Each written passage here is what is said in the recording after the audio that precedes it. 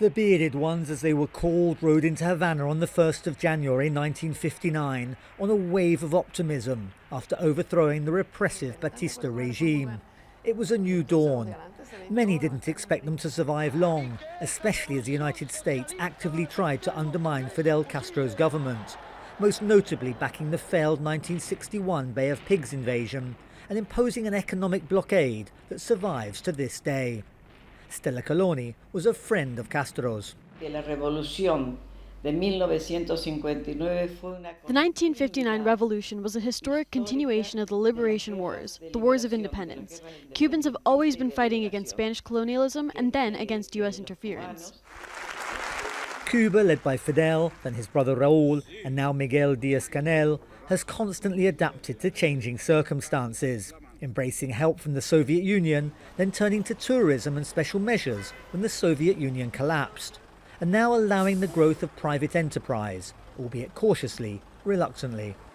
We've made progress, I have to say, but we're still a long way from accepting the fact that we need it, and we actually have to do lots of different things to nurture the private sector, because that's also positive, not only for the economy, but also for the lives of a majority of the Cuban people.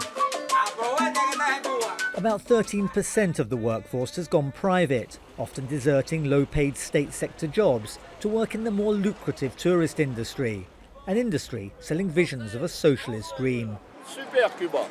This man, Che Guevara, died in Bolivia in 1967, trying to spread Cuba's brand of socialism throughout Latin America. Although he failed, his influence is still felt, if not at government level, then at trade union and social movements throughout the region.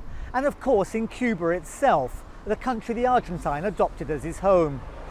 Cubans will vote on the referendum in February on the kind of socialism they'd like to see in a revised constitution.